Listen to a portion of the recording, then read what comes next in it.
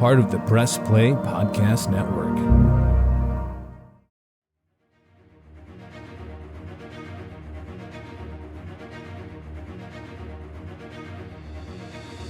Welcome back, everybody, to Podcast 616, the official podcast of Earth 616. Whew, it's been a while since I've said that. I am your host, Damon Royster, and today we are screaming back from the dead. We've been off for 2 weeks, but we're back because there's actual current MCU Marvel things to talk about. And today we're talking about, my gosh, what a great marketing title this movie is. We're talking about The Marvels, a.k.a. Ladies' Night, a.k.a. The Power of Three Will Set Us Free, a.k.a. A Whole Lot of Woman. Any of those land? Any of those land? Oh. All of them. Okay. I'm laughing my head off. It's hard to tell, but okay, I trust. Thankfully, it's a podcast. Yes, we're talking about The Marvels, the sequel to Captain Marvel, and I've got two marvelous guests to talk about this. My first guest, she is back from the courtroom, last heard on She-Hulk Attorney at Law. It is one of the great people who greets every day with curiosity and wonder. They are a world explorer and a fantastic sketch comedy writer and performer. Please welcome Maureen Monahan. Thank you. I am more than that, but that's but that'll do, I suppose. That'll do for now. Yes. Well, welcome back, Maureen. Happy to have you here. We have to disclose we watched the movie together. We were seated next to each other. So if that comes up, it comes up. And I only leaned over to whisper things to you like once or twice. I think it was 3 times. Okay. And then did he say, save it for the podcast? He actually did, I think. We did say that a lot. That second voice you heard is our second guest, first time guest on the podcast. Y'all, hard to book. If that's all, I would like her to be known, hard to book. But this person, they are a writer, performer, actually a world explorer. And with our first guest, they have a fantastic sketch show being performed at the Annoyance Theater in 2016. Please welcome to your ears, Claire McFadden. Hello. I'm actually a very accessible, loving person, simple to book. Everyone has a good experience with me. And well, a great thing happened that cleared up your schedule a lot, which is that you understood the time difference. When I got the initial email that said Talk about it. 10 a.m. Pacific, I did the math incorrectly and said, oh no, that's 8 a.m. my time. I shan't do it. No. So I didn't even respond. You're ahead. We're behind. Yeah, well, I figured that out once Maureen explained it. And I do understand that. But in this specific context, I didn't. So Pacific. In this specific context, exactly. So I'm here. Well, I'm happy to I've have been you here here. since 8 a.m. Yeah, sorry Michael didn't let you into the Zoom. Okay, so y'all, we watched The Marvels. I want to go to Claire McFadden first, just because I feel like I don't feel like I know we've never talked about superheroes in our lives together. How are you doing? I watched Captain Marvel as my homework, so I had seen that. And then other than that, I know I've seen some, but I don't even know what I've seen. But not a big. I'll watch it if the group is doing it. But I seek it out, never. Yeah, you would never go to one by yourself. I guess. Well, I never have historically. I don't want to say never. Because I also greet each day with curiosity and an open mind. Yes. And you know what? Yeah. Oh, I didn't know that about you. I usually greet every day. I turned her on to it. Yeah. She got. I kind of got her involved in that. So it's smart. A mindset, and she's my coach, and she only requires a small monthly fee. Only a small fee, man. Give me Maureen. Send me your rates, but before you do, Maureen Monahan. We're trapped in the Marvel cycle. So I know you've seen, I think, everything or most things. So really? What did you? Well, let me explain. Yeah. Please. Let me explain. Well, yeah, I really was so indifferent about Marvel, and still, I wouldn't call myself like a Marvel fan, but I have gotten caught, as you say, in a cycle of seeing all the Marvel movies. I think because I truly started dating a person who sees all the Marvels and cares about comic books and the like. His name is Ben. He's been a guest in the podcast in the past, I believe. Yeah, three times. But 3-time guest. yes. But I didn't see any of the big Marvels in theaters. Like I didn't see like Avengers Endgame in theaters. I watched it on my laptop during the pandemic. And I saw like Black Panther, of course, but I think I came out of the pandemic with a renewed sense of like it's really fun to see big movies in theaters, and also just needing a little joy in the life. And it's kind of fun to see a movie that is just sort of colorful flashing lights and people shooting each other with lasers. But for this, I don't even know if I think I saw Captain Marvel, like maybe, I don't know, sometime when I wasn't really paying attention. Maybe I was like sick or something. But my big thing that I actually really enjoyed leading up to this movie was Ms. Marvel on Disney Plus. I thought was actually very good. And a shining beacon in the otherwise really pretty terrible slate of Disney Plus Marvel shows, in my opinion. It pretty good. I would say there's like 7 Marvel TV shows and 3 of them are good. Miss Marvel, WandaVision, Loki, and the marvelous Mrs. Maisel. Yeah. No, that one was bad. Nobody liked that one. Yeah, I can't wait for when they get Mrs. Maisel into when she joins the Avengers with comedy. Honestly, I know we're all joking, having a good time, but I think it is kind of surprising. Let's bring us down to earth for a second. Please. Allow me to bring us down to earth. I think it is surprising that Rachel Brosnahan isn't in the MCU. Oh, you she really seems want like to the talk type. about that. She seems like the type. She seems like the type to be in it. The actor or the character of Mrs. Maisel? Yeah, the character, Mrs. The character. Okay. The 1950s housewife, Mrs. Maisel herself. Yeah, they could do a crossover. Absolutely. Yeah. Absolutely. Well, we got to talk about the Marvels at some point. Okay. We all watched it. Any initial thoughts? I had a great time. I had a blast. And Maureen, to your credit, to what you were saying about like movies can be fun, just watching people getting blasted with lasers. I feel like we got all of that in this movie. Just a big laser blastery fun time. And you know what? This is huge. Michael, get ready for this. This is a big revelation. I finally accepted Brie Larson. Oh, that's really nice. You didn't accept her before in Marvel or in general? In Marvel, great in Room. I think she should do a Room too. But this. I finished watching Room in like 38 parts on TikTok. It was one of those movies that was like kind of circulating in clips, and I watched a good amount of it. I feel like I got it, and yeah, she's great.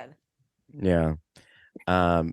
I saw Room in theaters because I'm the kind of freak who's like, hey bros, I took 2 of my straight male friends to go see Room, and they didn't know what it was going to be, and I trapped them, and that's what I like to do. But Brie Larson, I think she really sold it. I think she does well when she's with others, like in a group. Claire McFadden, producer Michael did some research on both of you, and we did some background research on you. You're actually the #1 Brie Larson fan. We found out. So how did that go? Watching her in this, were you marveled? I thought she was fun in this one, and let me say I'm biased because she is my mother. But I watched Mother Captain Brie. Marvel. She annoyed me because I felt like she was trying to do like a deadpan. I mean, that's probably how the character was written, but like a sarcastic, like just I could watch her trying to be sarcastic and like deadpan and like kind of do the line readings very like flat. Yeah. But then in this one, I think she just there were fewer close-ups on her trying to do a comedic line read, and I appreciated that. She was just like, and she'd also seem like she chilled out. And she's probably like 40 years older in this one too, right? Or something. Well, not 40, like 20. Yeah. Not age normal. Yeah, she doesn't age at all, I don't think. Right. And the little Monica girl became a woman. Mm-hmm. Right. The Yes. story of every. The story of Every young mother. girl. becomes a woman. Claire, if you could just keep saying mother throughout this, I think that would be very delightful. If you in your own Absolutely. time, you know, Of I don't course. want to, you know, or organic, please. We're all about being organic on this podcast. Maureen Monahan, Organic transition by saying first full name, first and last every time. I don't know what Damon you're Royster, talking about. Organic, plant-based. Organic, piping Organic. hot organic tea for mother. No. Maureen Monahan, talk to me about like what would you say is like the biggest difference between like Captain Marvel, like Brie Larson from the first movie to this one? Like, is it just we didn't do as many close-ups on her, or like I don't want to lead you, but like what do you think made her more enjoyable, which I think we can all agree she was. I will say, well, haircut different, right? Doesn't she have like really short hair? Better hair, better hair. Not Okay, that it but I have to matters, better say hair. it does matter. It matters. It matters. And you know what else? I think her hair was I mean, I didn't like whatever. I don't even really remember. Her hair was just like really short in the last one, right? But I want to make a separate point, which is they gotta switch up the wigs in Hollywood. They gotta switch up the wigs in Hollywood. I'm so sick of seeing like a crispy like bob that is like just very like I'm so sick of seeing like crispy mid-length beach waves on every single protagonist in every movie. You know what I mean? Yeah. It's so strange that then they're not even very like convincing wigs. Like they still look like wigs. They're very Was she I don't wearing know. a wig the whole time? In the first one, I yes. think, yeah. In this one, definitely a wig. Does everyone wear wigs all the time? A lot. So I don't think that Kamala's hair was a wig. Monica's might have been a wig. I don't know. But Brie Larson's hair definitely a wig. And it was just too perfect, that braid. Like anyway, I don't know. It just felt very like but get over it. I mean, come on. How dare you say that to They me? also wore crisp whites the whole film. Like never were the whites dirty. Like Brie Larson wore a teeny little white tank top that had even a bit of deodorant stain on it. And she like wore it underneath her superhero costume. So it's like, how is she not just like pit the sweat, like chest boob sweat stains? Is that how you say it? Let me be clear. Yes, that is how you say it. And also, separate point, that I remember when the trailer came out for this movie, everybody like that white tank top that Brie Larson was wearing like went viral because everybody's like, oh my God, where did she get that tank top? Like it's so supportive, like bra wise and very cool looking and looks really comfortable and looks good. And then Target was like, it's a $6.99 camisole at Target. Who said that? Target said it. Target said that. So it might have been biased, but we don't know for sure. But my point also is like, I don't care about wigs. I'm not like a hair truther in movies. I just think it's always the same haircut and the same style. And that is annoying to me. Or just it's like, why not just give them kind of different hair? It's always like a mid-length wavy bob. It's to indicate because it's what it is to be the main character. It's like the main character was always like a blonde woman for a while. And she's not quite straight, not quite curly. She's still figuring it out. And like now and then if you're a villain, then you have like stick straight hair to indicate that you're severe. Oh, we'll get to her. Yeah, I have a lot to say about that hair too, but I just think they could switch it up. They could switch up. Maybe her hair is like 6 inches longer. Maybe it's not wavy. Like it's the exact same hair that like Black Widow had. It's the exact same hair that like and it's in every movie, not just Marvel. It's just interesting. I feel like in like 30 years we'll look back and be like, oh yeah, they have that like 2020s hair. Yeah.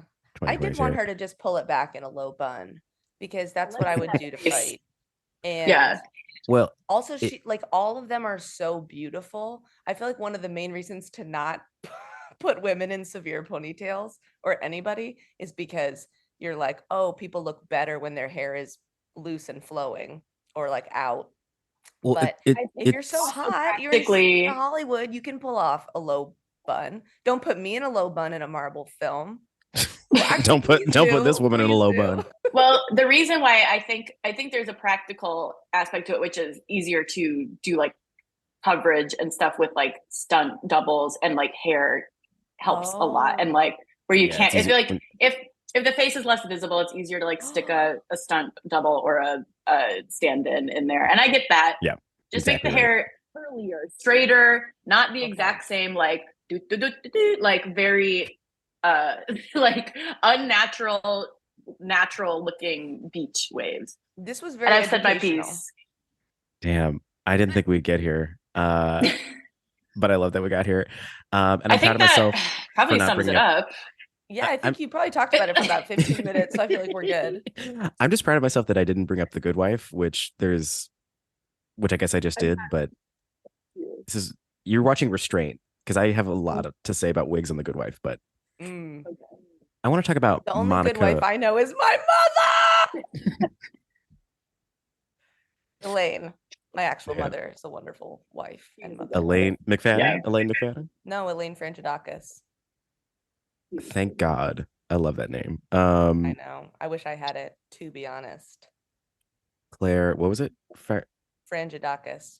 Claire Frangidakis. I don't know. Never too late. You know what? Who also had a very strong relationship with their mother? Monica Rambeau. Look at that. Are we going to talk about the post credits, or save that for after we talk about the movie? I think I feel like the way I want to like attack this movie and this conversation is kind of like just by each character. So like, yeah. So if this leads into the post credits, that's totally cool. But Monica Rambeau, she works on what we're calling the Saber, the little space station. Mm-hmm. It's some kind of acronym for something, but everything. She like said it, and it was like a bunch of extra words that didn't spell out Saber. So I was like, okay, whatever. Yeah. I liked Monica in this. I thought I was like most excited to see her interactions with Captain Marvel after like seeing her as a little kid. And producer Michael, he did some research, and Maureen, you actually grew up with Monica Rambeau in Louisiana. Did she talk about Captain Marvel a lot growing up? She did not, actually. She talked mostly about kind of just Louisiana things. She talked about gumbo Crawfish. and Emeril. Yeah. Where the crawdads sing. Mm-hmm. She was actually, I think she might have gotten Emeril and Carol Danvers mixed up.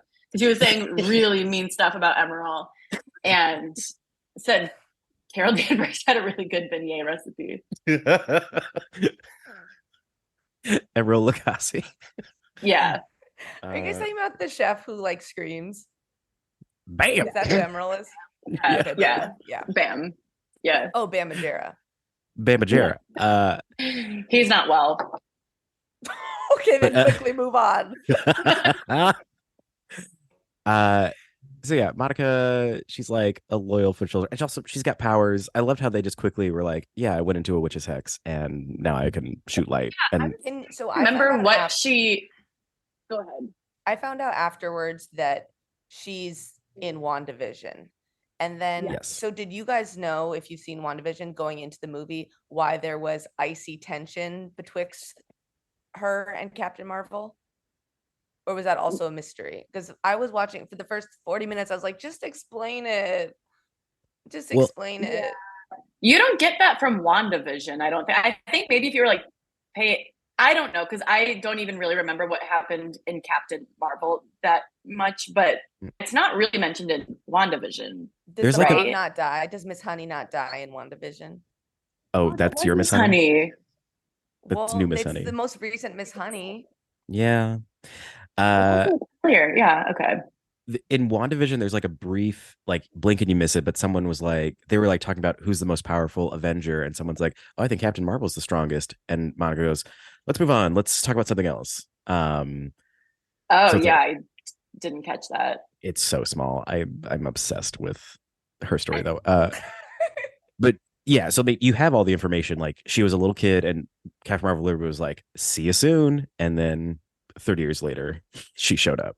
Right. But do you know that her mom died? From WandaVision, we do know that. Yes. Okay, got it. What is the mom? What actually plays the mom? Lashana. Oh, what? Lashana Lynch. Miss Honey. Um, and yeah, I think, and Monica was also great, like comedically for the three of them. Monica served as like the straight man, kind of like the grounded character. Um, with Captain Marvel, who's like space queen, space princess, as we learned. And Yes. then Kamala Khan is just she's great. I was so excited to see her, and I just loved her excitement for like being in a superhero movie to kind of like remind us that it is fun to like fly and do this kind of shit. Yeah. She, I think, was a really I really liked Iman Vellani, the actress. I thought she was really good in this movie, and also really good, and the reason why Miss Marvel was good. Because she's so fun and charismatic and very believably a teen. And I think she was like vital in like providing contrast to Brie Larson's like very deadpan-y, like, like just kind of like not like joyless, but I think she just like kind of got painted into that Marvel corner of having to be like, okay, I guess that's happening. Like of being very, it's like having that very kind of like generic deadpan humor, and then like having Kamala in there as like very excited and silly, I think helped the dynamic a lot. But yeah, I think that, Monica Rambeau, I think was like, you're right, like was kind of the straight man in all that, and then kind of a grounding presence. And also that was like really the main emotional like character arc of the whole movie was like their relationship, which I guess every movie's gotta have one. I didn't really give a shit about like their relationship, frankly. But I guess maybe it's one of those like subconscious things where it's like, okay, this wouldn't feel like a real movie if not for this like character development. I would agree, and it is a little bit like grow up, girl, and get over it. And I do think Her mom died. I know Her mother. her mother. Yeah, who died? Her I love how you're saying it like in parcel tongue now. But I thought it's not even a critique. I thought the more I liked, there were the moments I really liked that were like the emotional relationship moments I liked was when Kamala was like coming to terms with actually meeting Captain Marvel. Like there's that scene where they're like evacuating the Skrull planet, and Captain Marvel's like, we can't save everybody, we gotta go. And it just, that's like, I don't know, I felt like that was like a cool character defining moment for Kamala of like, man, I gotta grow up. Like I can't, it's not a fantasy. Like we're actually, it's not all fun and games, Kamala. Yeah. Sometimes the green people die. But during that scene, I was also like, no one was paying attention to her when she was like, I actually have a cuff too. So my thinking was like, maybe she could have just closed up that little hole. But instead they were like, shut up, child, come, we know what to do. But maybe she would have blasted that whole, like, couldn't she have been almost equivalently as powerful that early on if they had just harnessed the power of the bangle? Yes, but we have to have an act two, and And they have to learn. They gotta learn to trust this kid. They gotta learn to trust the kid. Are we allowed to just full on spoil everything? Oh yeah, people know what they're getting into when they listen to this. Good. Okay. Good. Here are the best parts of the movie to me. Name them. Number 1, the double dutch, that montage. Oh my god. Oh, I love it. Montage. I love a good training montage. And if it's a training plus everybody learning how to work together montage, even better. Killer. I love that. It was so fun. And then also specifically double dutch is hard, even if you're not switching, like the timing and having both people doing the ropes at the same exact like rhythm and then jumping. Like it was a perfect choice for like a 3 people trying to work together thing. Yes. Okay. And then also the whole cats with the kittens eating the people. That was such a good scene. I was like laughing with delight the whole time. Oh my god, it was so good.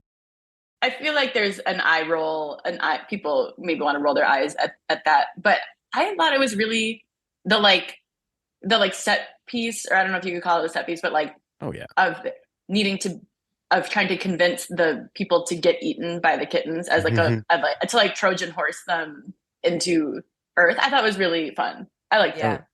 And Maureen, you actually pointed out, I didn't even put this together, that the song that's playing, Memories, is from the musical Cats. Yes, yes. Which is also crazy because I think I mentioned this to you, but when Claire said she was going to see the Marvels, she was like, oh, I'm seeing it at the old ArcLight, which is where we saw the movie Cats. And what a crazy coincidence that is. That's that nuts. This would have a Cats moment, the musical Cats moment in it. What a world. Yeah, I could have done without the like very cheeky like playing memory, but I liked it as like a funny, weird little like action movie thing of like letting the cats eat you and transport you to like the cats have like magic stomachs that can hold like they're like Mary Poppins bags that can hold like multiple people. That's I did feel like the main characters, like the family, I was like, to be a good leader, because they were saying to all the people, all the staff, get eaten, but then they didn't get eaten. I was like, a good leader would show you, I too shall be eaten by the kitten. Watch me, trust the process. Instead, everybody who told them what to do remained in their human form in the pod. That's true. I mean, I think they that's why everyone ran. Like nobody was like, I want this to happen. Everyone was like running for their lives. Yeah, they didn't trust. And why would you? Also, I really liked the line in that sequence where like the guy who had like the huge hair and beard, like the really stately guy, was like, said something like, every life must come to a beautiful end. And Sam Jackson was like, are you fucking kidding me? No. No, man. God, that guy was great. I like that because I feel like I would do that too. If I was on a ship like that, I would say I'd be like, and we must go down proudly. And then I like that there's actually, you don't have to give up. You don't. So Claire, you were listing off the things you like. So you said Double Dutch, the Cats. Was there I have one more. Hit me with it. The Musical Planet. I believe we haven't gotten to that yet. God, I loved it. You did. I felt like it was enjoyable. Like, well, actually, no, you go first. Tell me about why you loved it. I loved it because it just was so surprising. Like I didn't think we would do something that broad, and that like it's literally just so goofy. Because I feel like Marvel movies, like, you know, they go to these planets and places because they fucking love space, but it's always like still grounded in some kind of realism. But this was just like, it was so silly, and like the only reason to do it is for, you know, a laugh moment, like a laugh punch. But then I was like so sad because like what a peaceful society that was being invaded by this woman with grills. Darbin. Darbin. Is that her name? Yeah, they pronounced it Darbin. Oh yeah, Darben. Okay, yeah. It's like -Ben, but it's Darbin. If you knew her in high school, you know it's Darbin. She said it was Darben when she got power. I'm Darbin. Darbin. I liked the Singing Planet. I mean, I didn't think it was kind of like it felt very kind of like uncomfortable. It was like almost like on the edge of like disturbing, I thought.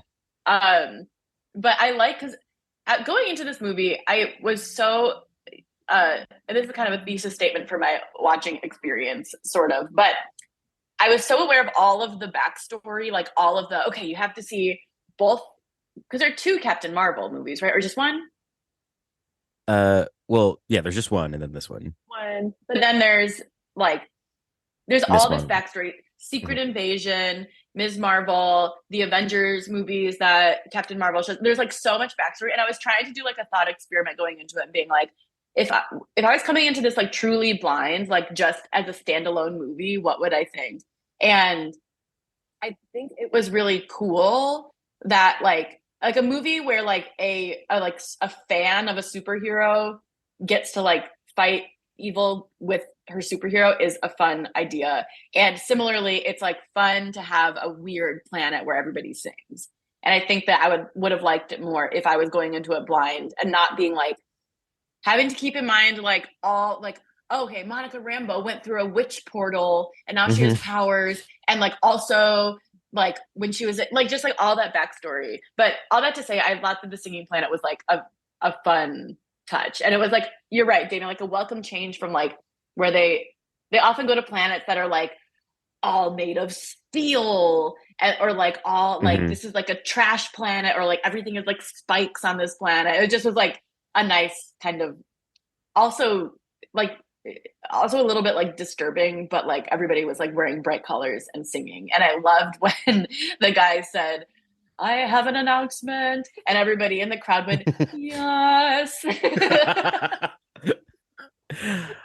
It was incredible. It was a nice musical break, and much like the break in the movie, we're gonna take a little break for the podcast. Did you like that, Michael? Did you like that transition? Yeah, he loved it. I loved it. We're gonna take a quick break, and when we come back from the break, we're gonna talk all about Darbin and the cons. I feel like we haven't talked about her family, Kamala's family. So keep it right here to Podcast 616. We're still talking about the Marvels, and you don't want to miss it. So we will be right back.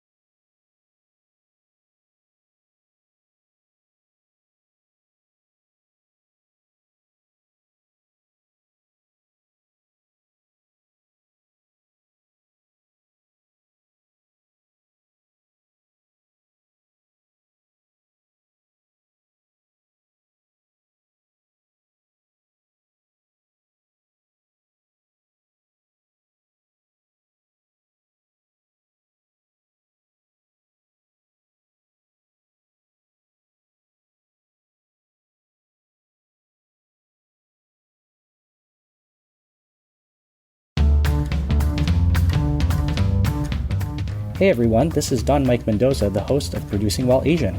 Join us in Season 2 for more conversations with actors, artists, producers, and more from Broadway, Hollywood, and beyond, every other Wednesday on the Press Play Podcast Network.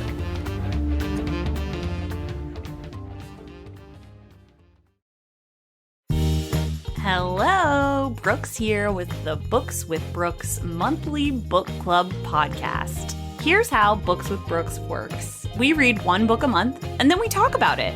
Classics like Stephen King's The Shining, debut novels like We Are the Brennans by Tracy Lang, and tons of other compelling, life-changing stories, one book and 1 month at a time. So come read along with us, and then listen in.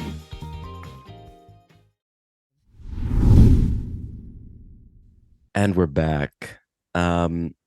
Claire McFadden, we did some research on you, and we found out that you actually interned with the Supreme Intelligence, and you actually worked alongside with Darbin before her planet Hala lost all its resources. So like, what was she like before, her villain arc? What was she like to work with in the beginning?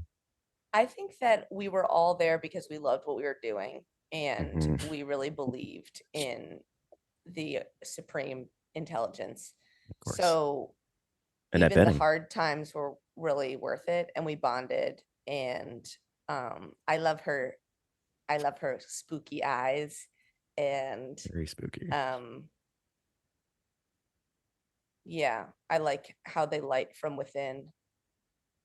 Yeah. What is her teeth? Is it a piercing, or is it like a grill, or what's going on? What's the metal in her teeth? It looked like so like it was reminding me of like Juvenile and like that Dirty South rap music movement in like the early 2000s, like back that ass up kind of time period. Am I losing you? Do we remember this? I know what you're talking about. Yes. I bet it also reminded me of like, I've ever seen people who have like a piercing kind of like between their two front teeth. Mm-hmm. Yeah. It's like that. Yeah. Also, I love when movies, or real life, and maybe Claire can speak to this as the real life intern or to Dunbar. What's her name? Bender. Wait, what is her name? Darbin. Darbin. Or we could say it more fancy, like Darben. Darben, yeah. In the flashback, she had different hair. It was kind of red. Yeah. And now she has kind of purple gray hair in the present. So, Claire, could you speak to what happened? Please. Yeah, she decided to go natural. Natural purple. Yeah. She just let it grow out.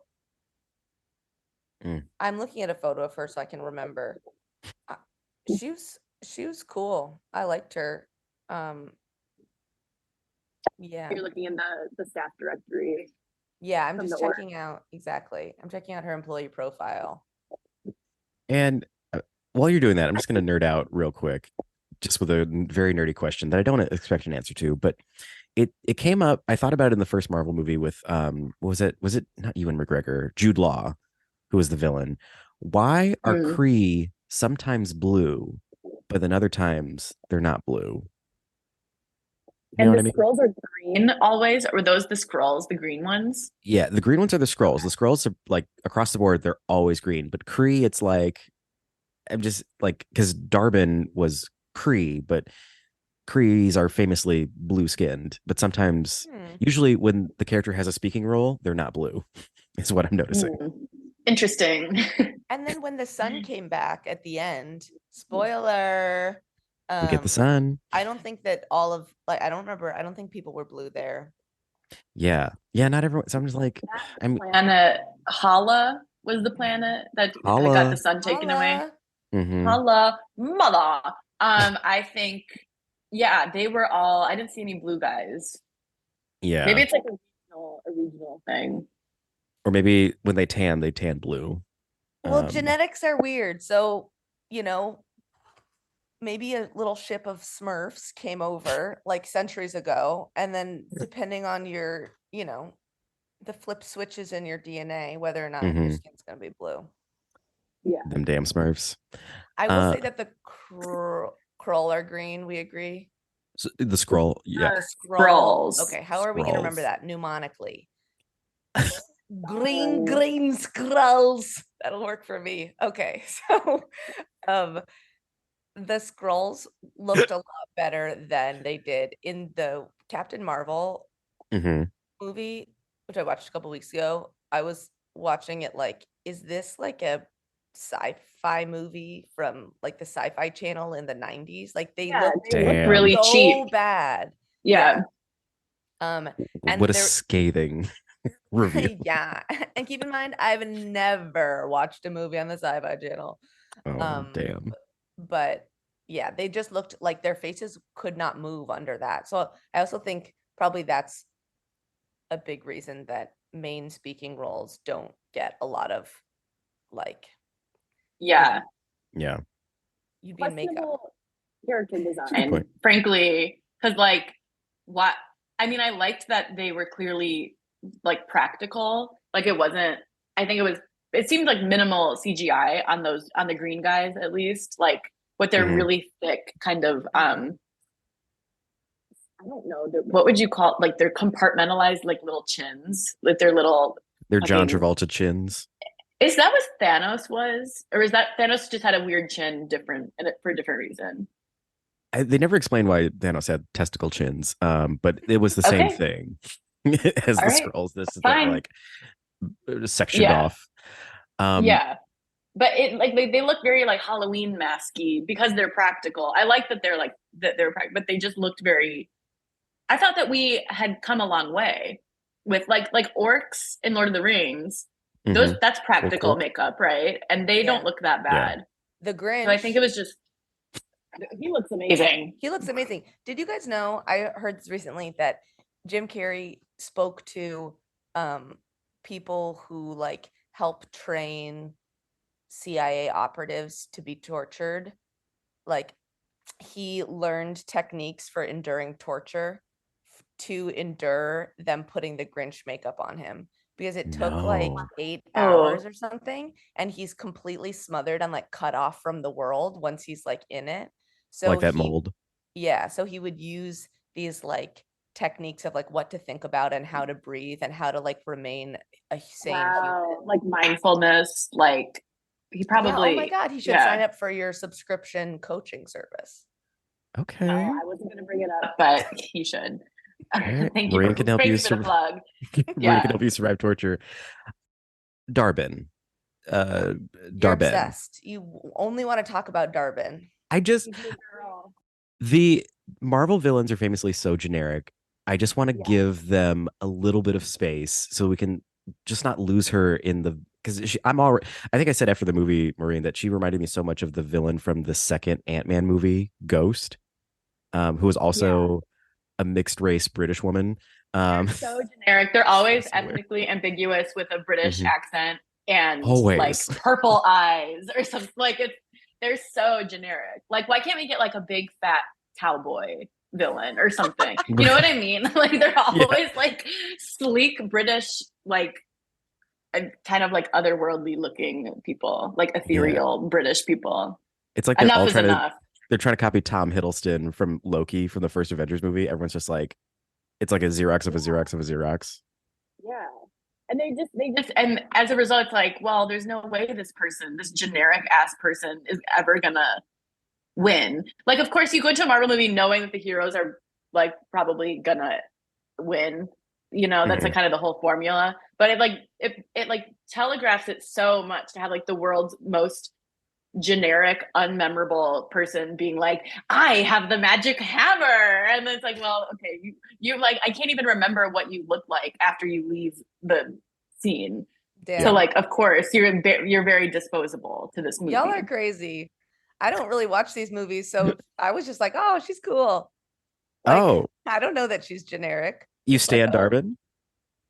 I don't know. Yeah, I liked her, and I was like, oh, because when you first see her, like, she's not evil, and then you're like, oh no, what's she doing with her eyes? She is. But then you're like, no, she just wants to help her planet.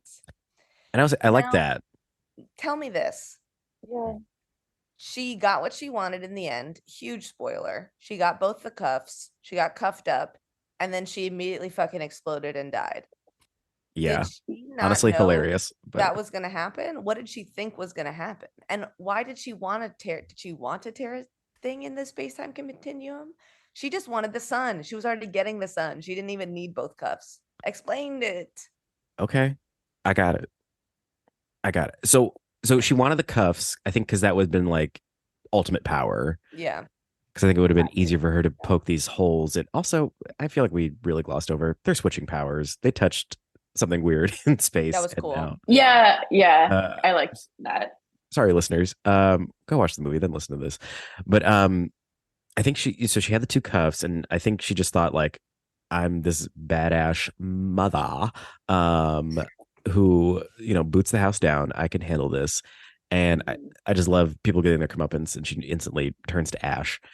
But I think her explosion cracked a hole in reality, and that was that other universe. Didn't know that. She didn't know that. Okay. And Monica had to do what she did. That was sad. I think we haven't seen the last of her though. Claire, did you stay for the post-credit sequence? Yeah, I did. Okay. And I will say that there were not that many people in the audience, but still, like, when we got to the end of the movie and there were the different reveals of, I guess, the crossovers, people around us were going like, oh my God, and like, oh my God. And I was like, yay, you guys are so happy. and then the last one, there was like the guy next to me like did like a big gasp when they reveal who Miss Honey is. And so then when the movie was over, I leaned over and I was like, okay, who was that? And then he explained it to me, and it was sweet. And I can see why it's nice to know what's going on in that sense, because you can get more excited by the reveals. But yeah, fun. A lot of fun. Also, I love that every time Maureen drops off, it's always when Claire is speaking. So this is going to be a great Yeah, it's editing. frankly, it's a pattern of disrespect that I don't think this podcast should condone.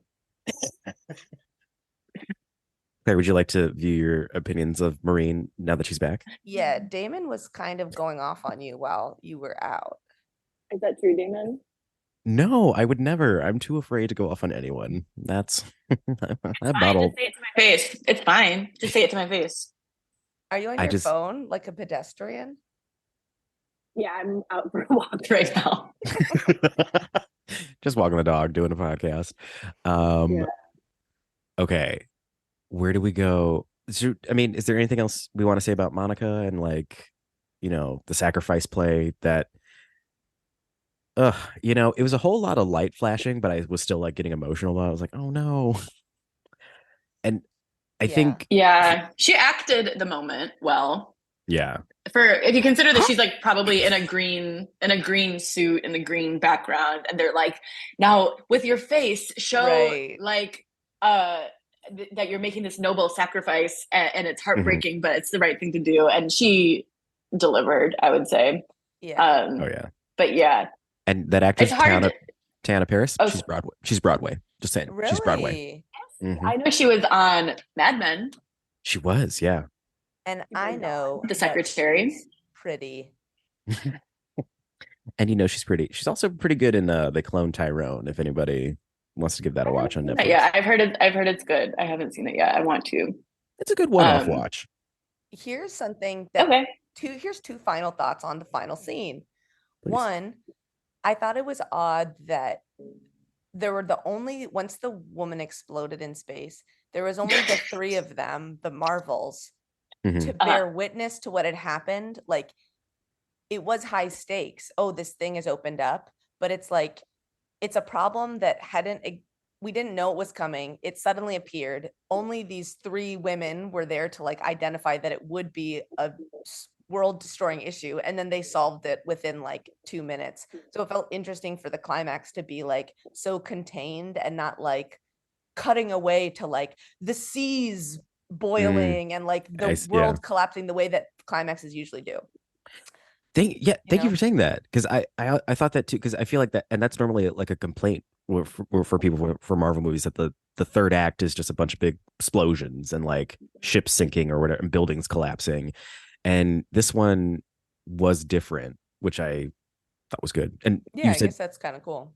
You said two things. What was it? And then the other thing is that what did kind of psych me up and that I like about Captain Marvel is that she is so like impulsive and like really just gets after it. So when Monica was healing or suturing up the thing and she realized that Monica was going to get stuck, she just like, I feel like it would have been like, damn, she's made the ultimate sacrifice. God bless. But Captain Marvel was like, like she, without thought, she just wants to like fight and she wants to like make it right and she wants to save people. And I was kind of like touched by how she was trying to like zoom and go get her friend. Yeah. Ugh. Yeah. She's just so all powerful. I know that, like, I'm sure that's how superhero movies all are, but they're so like, and then she just went and fixed the sun on Hala, and she could have done that the whole time. I'm like, damn. Yeah, I'm not gonna lie, I was pretty lost with Captain Marvel's whole kind of political arc in that because she explained like, I tried to, maybe it was just my fault for not watching Captain Marvel recently enough, but where she was like, I tried to fix things with the supreme intelligence, but I did it wrong and I like fucked up and now they call me the Annihilator or whatever. Like, I was kind of like, I couldn't really wrap my head around what that backstory was or why she felt so that didn't happen in Captain Marvel. Yeah, we didn't see that. Oh, well then what was she talking about? No, it was just a flashback? She was off to go do that at the end of Captain Marvel. She was like, now I understand that the supreme intelligence is bad. I'm going to go stop the war. So then it turns out what happened in this interim is that she exploded this big AI and then it created like full resource depletion on Hala. So that's why she's Yes, I see. Also, okay. so timely that, but also timely in the wrong way of her destroying AI and it made things worse. So I'm like, that's not where we are as a culture. That's not what we're striking for. Well, it made Hala worse. Disney's trying to influence public opinion about AI. You see, this is what happens when you don't let us do body scans of actors and use their likeness forever. Actually, Right. It's going to cause the sun to burn out. So, Yes, they're trying to push their agenda, much like this podcast is pushing their agenda of fuck, marry, kill. Seamless transition. It was the same, yeah, much like. It is that time, everybody, to fuck, marry, kill, and we're gonna be brave, much like the Marvels. We're gonna be brave, and we're gonna talk about the 3 Marvel leads: Captain Marvel, Monica Rambeau, who does not get a superhero name. What is it in the comics? Well, Kamala says Professor Marvel, but I didn't know if that was just a dumb Kamala thing or if that was canon. Spectrum. That is the name. Her name is Spectrum. Mm-hmm. That's funny. It just sounds like it's medicine for old people. I know. And it is. So let's take this back. On the docket today is Captain Marvel, Monica Rambeau, aka Spectrum for some, and Miss Marvel, who is a teen, but we're fine. Don't arrest us. This is fun. You sick perverts. I will go first.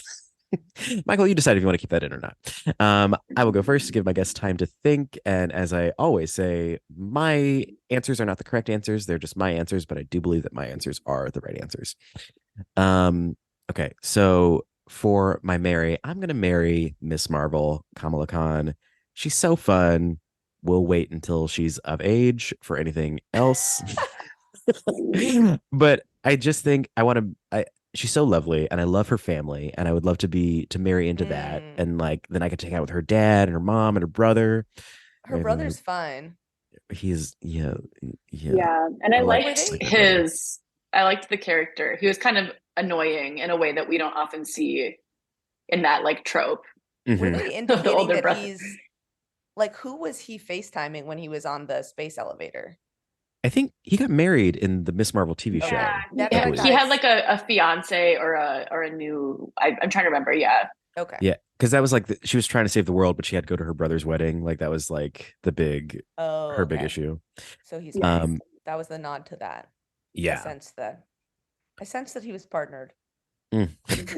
I sense this. So I'm gonna marry Miss Marvel. I'm going to fuck Monica Rambeau while we still have her.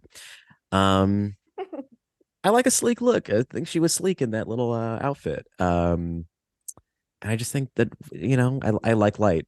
Sorry, I like light. Here's my ring light. I love light. And then I'm gonna kill Captain Marvel because grudges die hard. I think she's just too perfect and she's too powerful. And I think the world needs to be balanced out more. Those are my picks. Let's go to Maureen Monahan. Let's go to you next. Show Claire how it's done. Returning guest. So Maureen, who do you choose? Are you paying attention? Yes. I feel like this is so lame because I think my answers are the same. I think I would also do the only acceptable thing and marry Kamala, Ms. Marvel, and wait until she's of age to try any funny business. Also, because the family was so fun and was such a fun part of Ms. Marvel too. Like they, as an ensemble, were so. I mean, not quite an ensemble, but like that as like a unit. That family is really, really fun and sweet.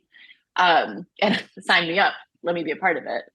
And so marry Ms. Marvel, I guess, but wait until she's 18 to actually for the wedding. Okay, none of these choices have to be betrothed. We get it. I don't. Okay. Everyone's trying to protect themselves so much.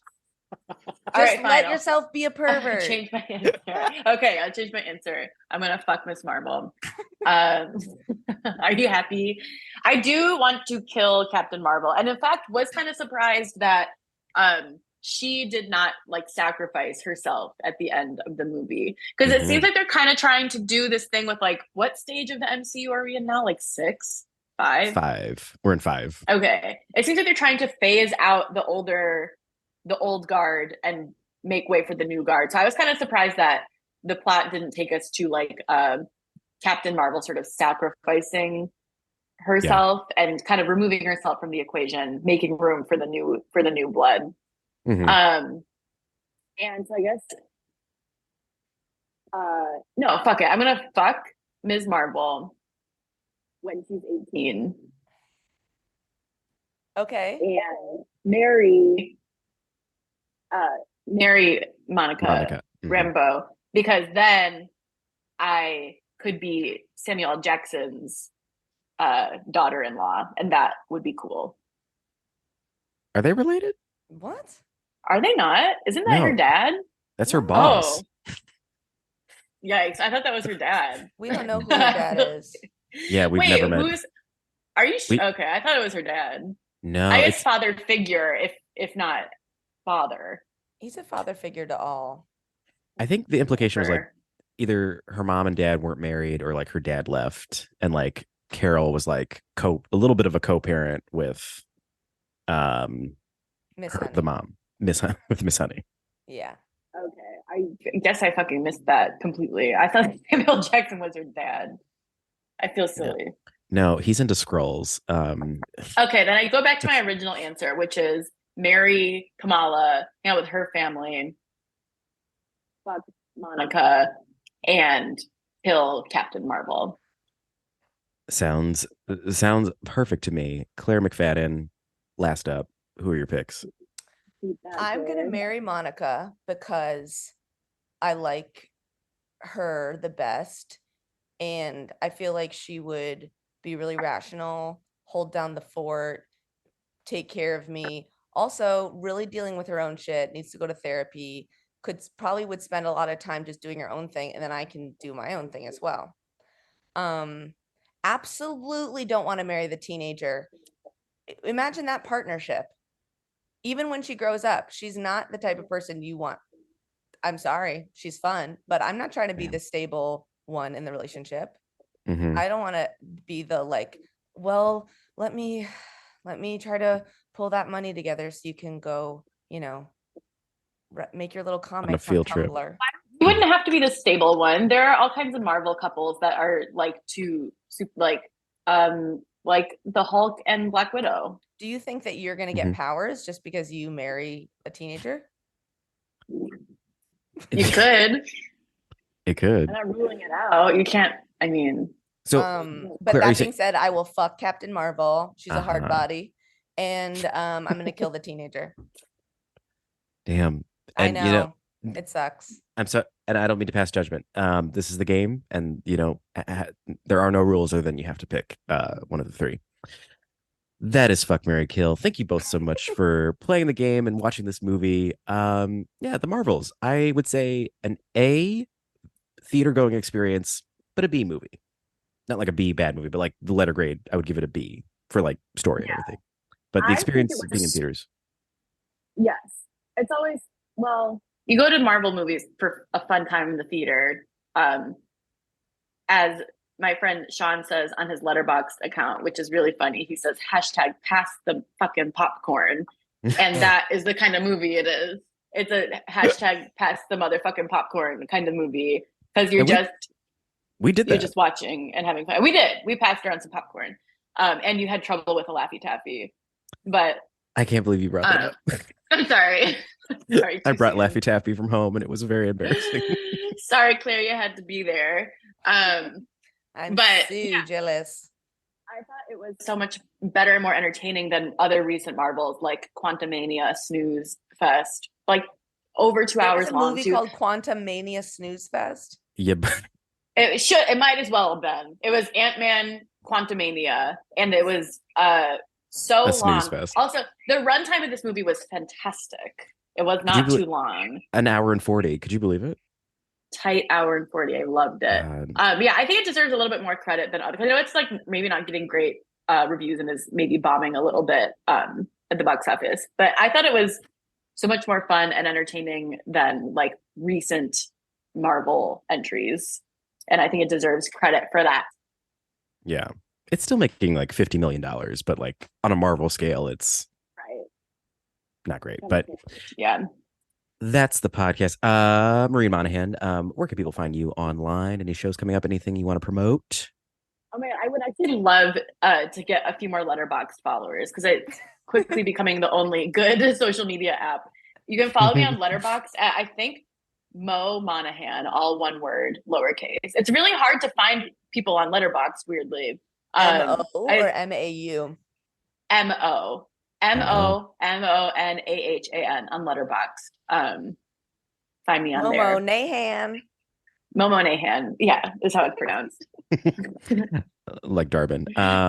This is our first Letterboxd shout out, so I love it. Claire McFadden. Join the revolution. How about you?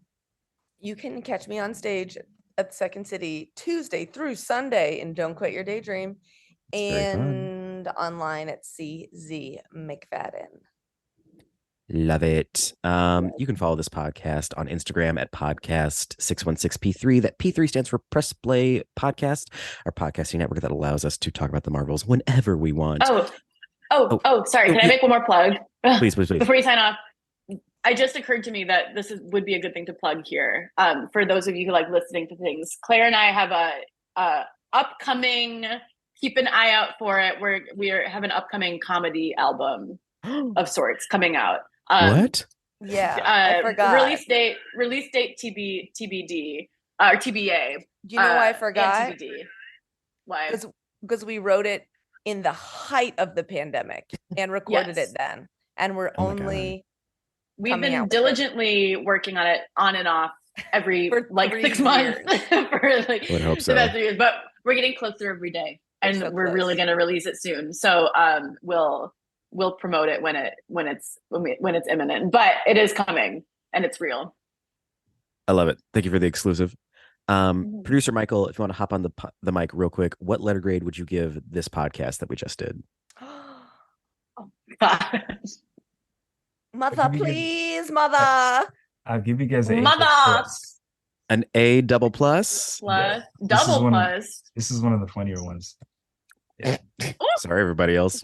Wow. No, they need to hear it. Everyone else needs to hear it. I love it. Okay, Michael, thank you. Claire, Maureen, thank you both so much for doing this podcast, and thank you for listening. We'll be back next week with our last episode of the year, maybe. We'll be talking about Loki season 2. For me, I'll be doing that in 15 minutes. For you, you gotta wait a week. So I'll see you then, and please remember that with great power begets great responsibility. That's what I want to say. Clean scroll.